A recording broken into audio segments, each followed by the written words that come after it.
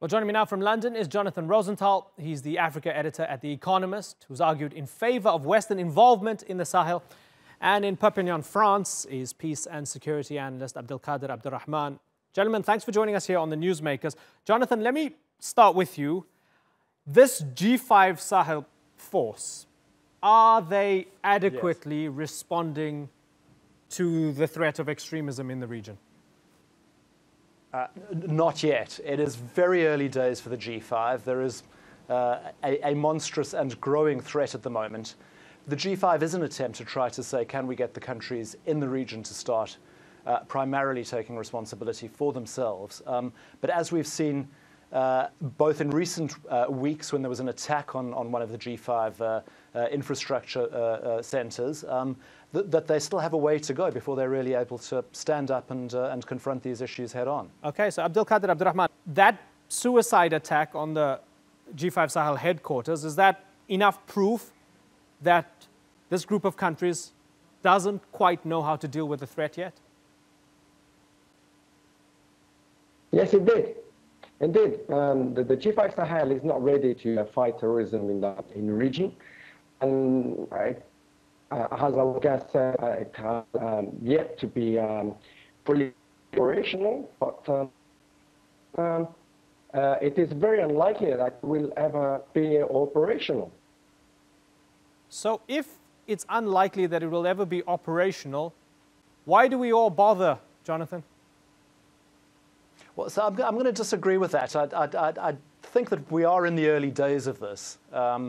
One is seeing a real effort to put in the resources, whether it's the money that is being paid for, a lot of it coming from the European Union, whether it is the money that needs to go into upgrading these capabilities, or whether it is also just the sort of softer training missions that are going on in the region. We're seeing a number of different countries involved in training and upgrading countries' capabilities. So we are seeing, a genuine effort to stand up a force that can certainly respond to terrorist actions and can certainly,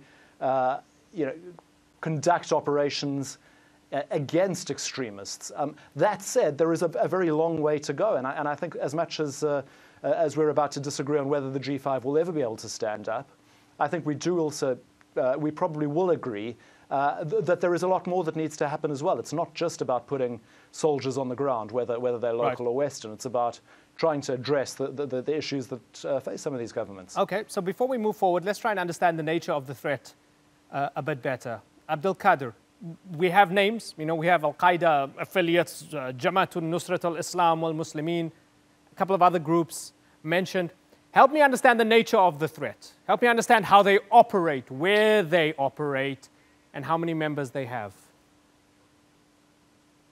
We can name Al-qaeda, we can name the Jamaat al-Nusra, we can name them all.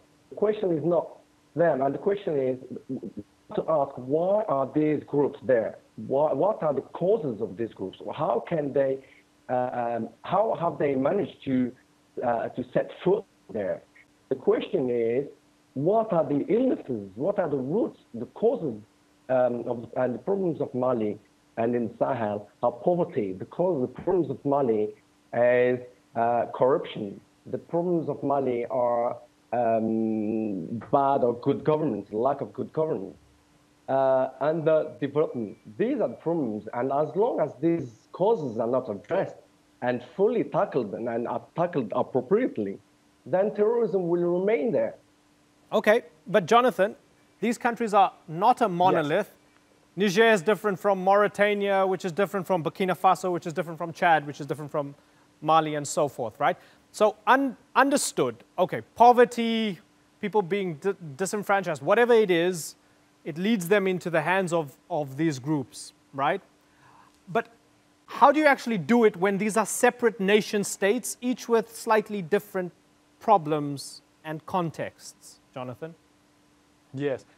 So firstly, I would just like to expand slightly just on the scale of this issue, because it really does stretch all the way across the Sahel, north and south of it, from, broadly, and so I'm not specifically saying only Sahel countries, but, it stretches from Al-Shabaab and Somalia in the east, all the way through. It goes through Lake Chad, through Nigeria, and goes all the way into the east. And you've also got countries, north of the Sahara. You've got, Algeria suffers from some of this. You've got Libya suffering from some of it. So we really are talking about a massive set of conflicts that combined last year resulted in about 10,000 civilian deaths. So a massive disaster.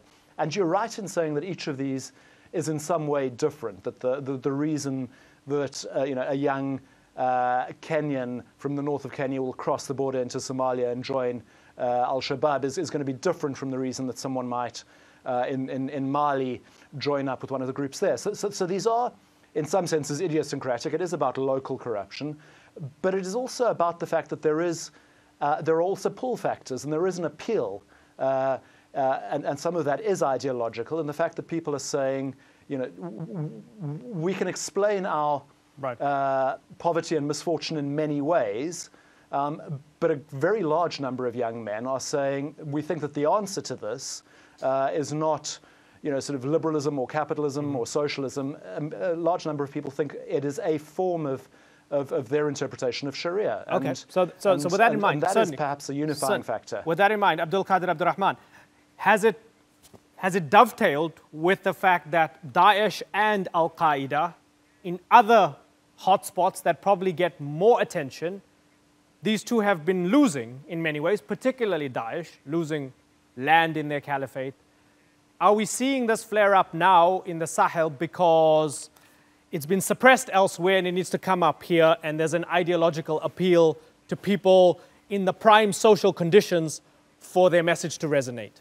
I mean, the question of terrorism in the Sahel was there, and the threat of terrorism was there before started ground in Iraq. So we cannot say that Daesh is taking the opportunity. Obviously, it will take the opportunity to travel and to move westward, excuse me.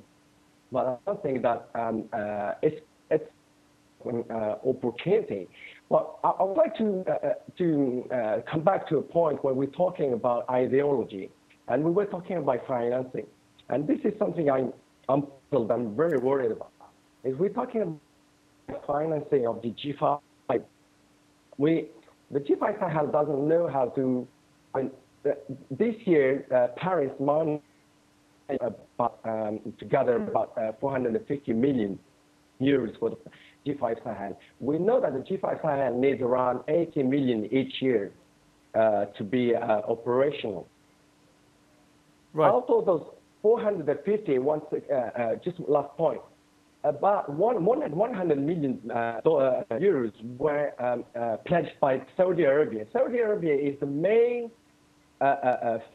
exporter of radical ideology in the Sahel. It opens countless schools. This is a good. Okay, so this is a good point, right? Something we have. Right. So so this is a great point. So Jonathan, we have people like Idriss Déby, the leader of Chad, saying we need more money in order to defeat this threat, and countries like Saudi Arabia are offering money. Are they going to be pouring more fuel to the fire?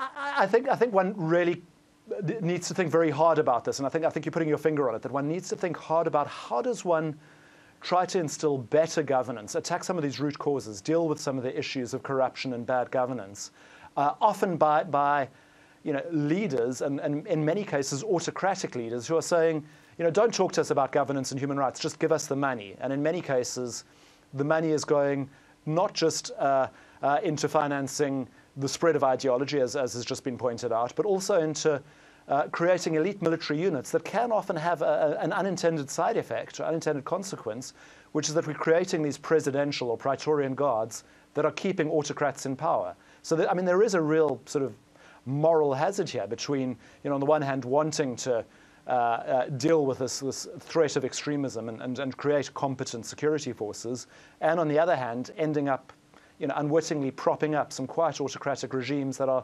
creating the conditions that lead to these extremists. Jonathan, 4,000 French troops across the wide desert expanse. Some say they're a help, some say they're a hindrance. Macron feels like he wants to do more. Do you think Macron needs to do more, and what's needed is a greater injection of French troops? Well, so I think what one needs is a greater injection in general of troops, of trained, competent troops. So yes, more French, and I think yes, there should be more, sort of Europeans and other allies who are willing to engage in this. If one looks at the trends across that very broad set of conflicts in the Sahel, in places like Nigeria, the trends are not looking positive at all. The trends are going very badly. One is seeing more civilians being attacked at the moment. One is seeing more civilians being displaced. Okay. And something needs to be done to stop that. Abdelkader, more troops. That's the answer. At least in the short term, you need to stop the fighting, right? Well, this is what was told in 2013. In the short term, we need to send troops. This is what Servo was sent for. Servo was there to initially, we were told that Servo would be there for a few weeks, months at months. 5 years on, Servo was transformed into Barkhane, and Barkhane was transformed into French troops there. So I don't think that more troops in the Sahel are needed, and especially French or European troops. What the Sahel needs, apart from what we mentioned, the questions of poverty to be tackled and education and so on and so forth, the region needs a real wider regional cooperation. The G5 Sahel, let's remind that the G5 Sahel is nothing else but a duplicate of the CMOC, which was funded in 2009, which includes the states of Mauritania, Niger, Mali, and Algeria. Algeria, which is, let's remember, the strongest and the most capable country, with the most efficient and capable army in the Right. This is what has to be done. Okay. It has to be, and the G5 Sahel is just a duplicate. Okay. Just as the Noah process is being destroyed by G5 Sahel. Jonathan, very finally, when we look at all the acronyms and all the different groups, G5 and EU and the French and so on and so forth, the two that are notably absent when it comes to a commitment to trying to solve this problem, the United Nations, the UN, and the African Union, the AU, at least institutionally, where are they? What's their problem? Well, I'm going to disagree with you slightly because, again, we're talking about a lot of conflicts, and if one looks at Somalia, there is an AU-led mission there. AMISOM is really the AU, and it is neighboring countries. So one is seeing, Kenyan and Ethiopian and Ugandan troops putting their lives on the line. So one is seeing that. One is also seeing quite considerable UN involvement in Mali and other places. So I'm going to disagree with you slightly on that. But that said, I do agree that one really ought to be seeing a lot more of that. That one really ought to be seeing the African Union taking greater responsibility. One hears a lot of rhetoric from politicians, in particular in the AU, saying we need to have African solutions to these problems and African-led solutions. And let's see them. I'd like to see the AU stepping up. Okay, Jonathan Rosenthal and Abdelkader Abderrahmane. Unfortunately, I've got to move on. But it was good talking to both of you. Thank you very much for joining us here on the Newsmakers.